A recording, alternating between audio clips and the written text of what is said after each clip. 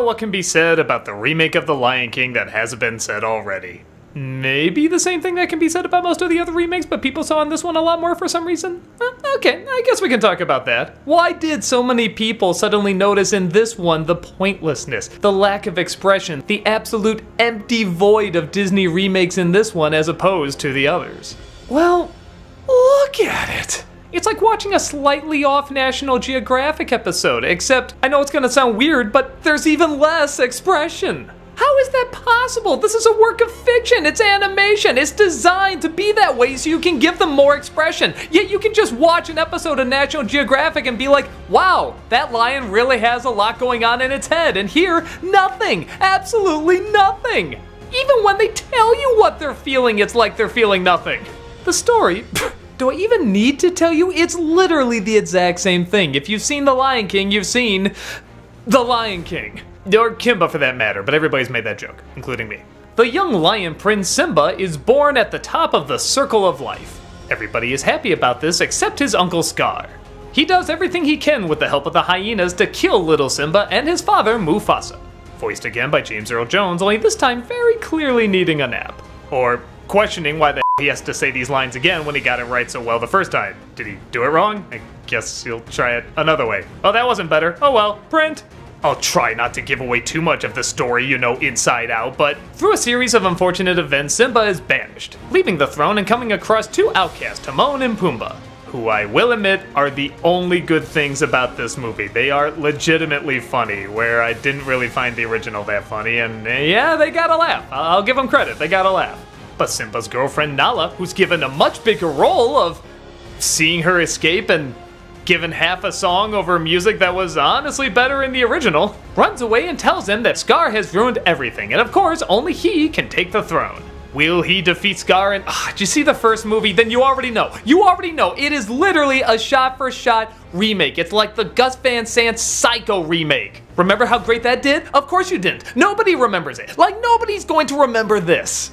So, okay, you've heard me go on and on about why I don't think this is a good movie, but why did people finally wake up to it? Why are they saying, hey, something feels wrong here, where something like Beauty and the Beast and Aladdin and all these others didn't? Well, for one, those other movies, for all their faults, did actually have people in it. It wasn't animated. That is to say, I love animated films. Clearly, I like the original animated movies compared to all these live-action remakes. But if you're gonna remake it and do something different and have it be live-action, have it actually be live-action. This is just another form of animation, trying to match animation. At least with live action, it's trying to match animation, but it's real people. So that's a little different at least. Not much, but it's a little different. This is literally the exact same thing, shot for shot, minus the freshness and the emotion.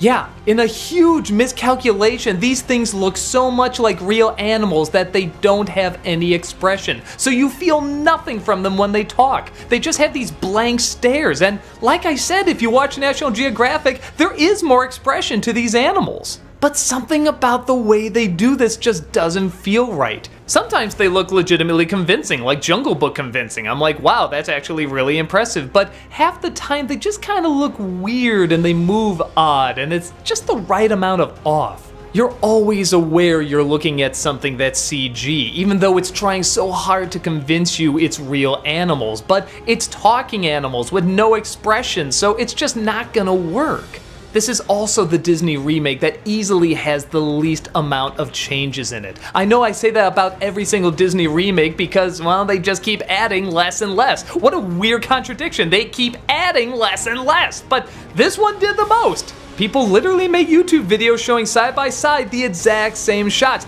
The marketing did that. Like, look, we're not coming up with anything fresh or new. Isn't that great? And people finally said that's enough.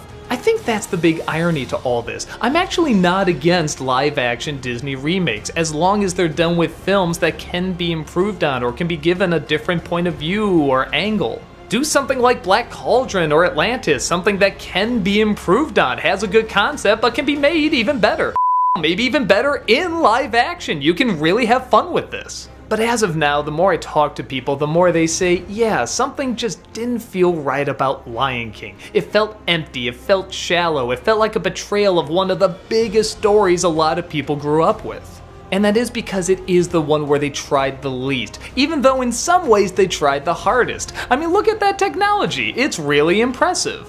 I mean, just look at these landscapes. This is supposed to be Africa, gorgeous, beautiful Africa, and it just looks as lifeless as, well, all the characters in it. In the original, the colors and the scenery just leaped off the screen. It was just such a spectacle to behold. The stampede scene is still one of the most heart-pounding scenes in Disney history, and it's because it is animation and it is hand-drawn, and you can get it as close as you want. You can make it as exaggerated and big as you would like. Here, it doesn't look like there's even that many. There's plenty of space to run between them. If anyone fell in there, I can see them getting hurt, but I don't necessarily see them getting killed. It's something that's just not that threatening looking. All the major moments that were so big and impactful in the original are so dead and empty. So yeah, I've talked about this movie a lot, and I know you've heard about it a lot, and chances are you saw it and you probably agree. I haven't really seen that many people that like this one. But if you are, thumbs up. I can't act like I get it, but you know, go ahead and enjoy it. But I would say maybe check out the original again. Because if this is the one you got a major emotional reaction to, how did Timon put it? Have you got your lions crossed?